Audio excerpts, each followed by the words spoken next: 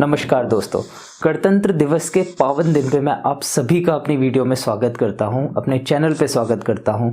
आज की वीडियो में हम जानेंगे कि ये गणतंत्र दिवस जो 26 जनवरी 1950 से स्टार्ट हुआ था, ये क्यों मनाया जाता है, इसके रीज़न क्या है, इसकी हिस्टोरिकल टाइमलाइन क्या रही थी, कैसे ये गणतंत्र दिवस एक इतना इम्पोर्टेंट दिन हो गया कि एक प्रॉपर परेड निकाली जाती है इस पे। तो आइए इतिहास के पन्नों को पलटते हैं और वीडियो की शुरुआत करते हैं।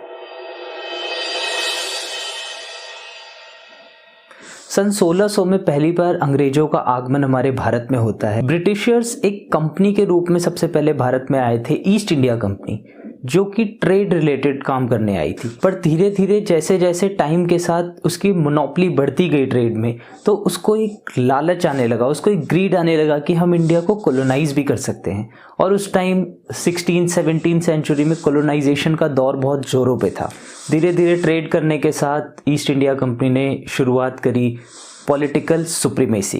1773 में एक प्रॉपर आर्मी के साथ सिराजुद्दौला के अगेंस्ट लड़ाई करी अंग्रेज सरकार ने, जिसमें ईस्ट इंडिया कंपनी के जवान और भारत के जवान भी शामिल थे। 1773 के बैटल ऑफ प्लासी के बाद 1784 में बैटल ऑफ बक्सर होता है। बैटल ऑफ बक्सर जीतने के बाद अंग्रेजों का ये फाइनल हो गया था कि इंडिया में बहुत लंबे समय तक ये रूल करेंगे। 1784 के बैटल ऑफ बक्सर के बाद बहुत ही एक बड़े लेवल पे अंग्रेजों ने इंडिया के लोगों का एक्सप्लॉयटेशन करना शुरू कर दिया।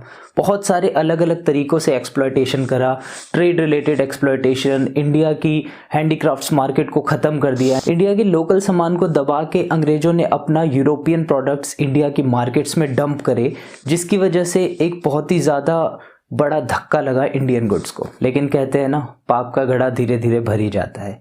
हुई 1857 की क्रांति, एक ऐसी क्रांति 1857 का ऐसा रिवॉल्ट हुआ जिसने पूरी अंग्रेज सरकार को हिला के रख दिया।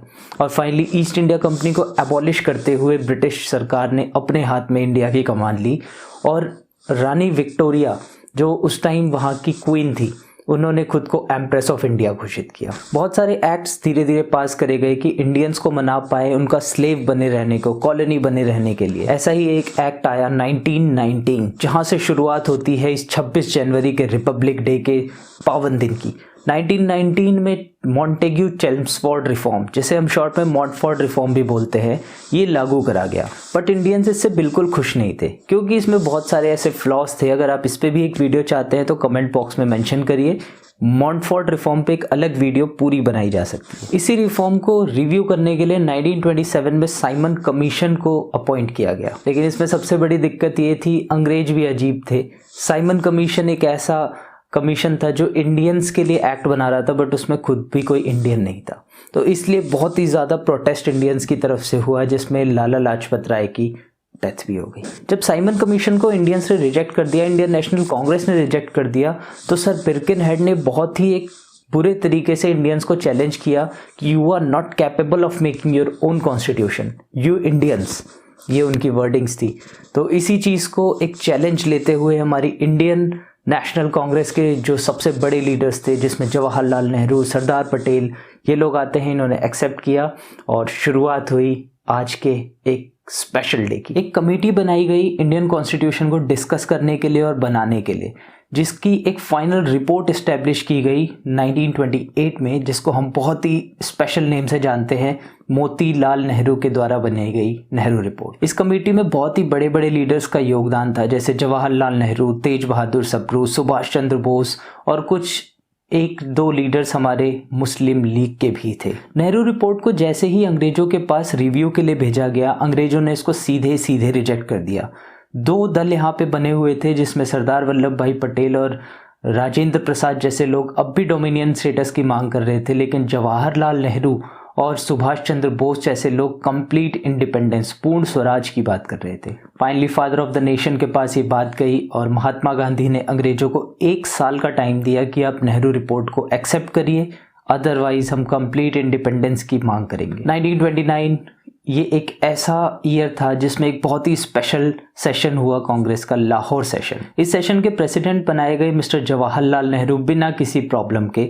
Most of the people, most of the लोगों ने उस टाइम जवाहरलाल नेहरू को सपोर्ट किया और प्रेसिडेंट बनने के लिए उनको वोट किया। कांग्रेस वर्किंग कमेटी के मेन लीडर्स बनाए गए जवाहरलाल नेहरू और सी राजगोपालाचारी। फाइनली जब अंग्रेजों ने नेहरू रिपोर्ट को एक्सेप्ट नहीं किया तो 1930 में 26 जनवरी 1930 इनिशिएट किया गया कंप्लीट इंडिपेंडेंस की मांग को। इस डिमांड के शुरू होने के बाद बहुत से ऑफर्स अंग्रेजों की तरफ से दिए गए, बहुत से ऑफर्स इंडियंस की तरफ से दिए गए, बट कहीं भी साठ गांठ नहीं बनी।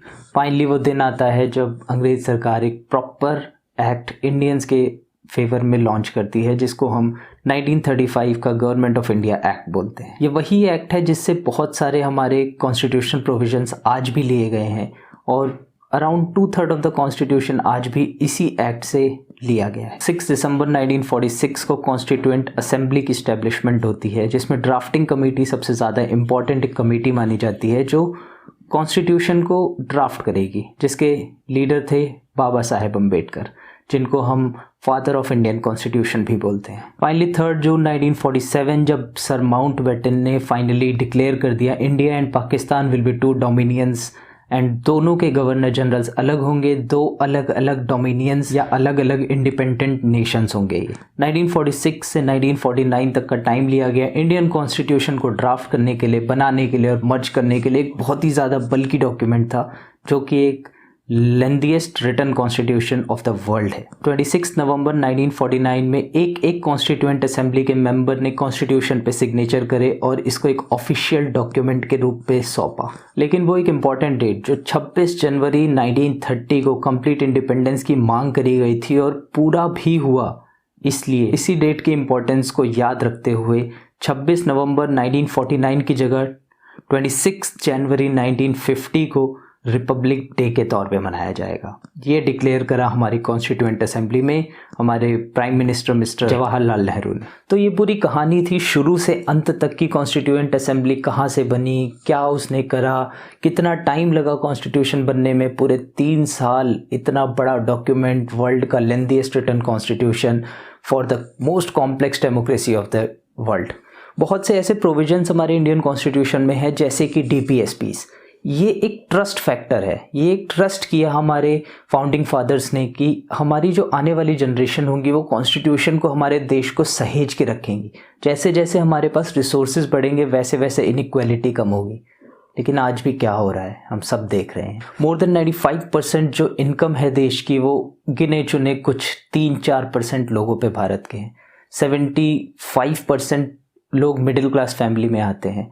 22% पॉवर्टी रेट है आज भी इंडिया में। 22% लोग दिन की रोटी नहीं खा पाते। तो यस, ये बहुत ही एक इम्पॉर्टेंट डे है, बहुत ही एक ज़रूरी दिन है हमारे भारत के इतिहास का। हमें इसको बहुत ही एन्जॉयमेंट के साथ सेलिब्रेट करना चाहिए, लेकिन हमें आने वाले और रिपब्लिक डेज़ को अच्छा बनाना है ताकि हमारे देश में इनइक्वालिटी कम हो, ताकि हमारे देश में कोई भी इंसान भूखा ना सोए। तो बस वीडियो को यहीं पे ख़त्म करते हैं। मिलते हैं आपसे अगली वीडियो में। अगर वीडियो अच्छी लगी हो तो वीडियो को लाइक करिए, चैनल को सब्सक्राइब करिए, वीडियो को अपने दोस्तों के साथ शेयर भी करिए और कमेंट बॉक्स में जय हिंद लिख के ज़रूर जाइएगा। मिलते हैं आपसे अगली वीडियो में। नमस्कार, जय हिंद।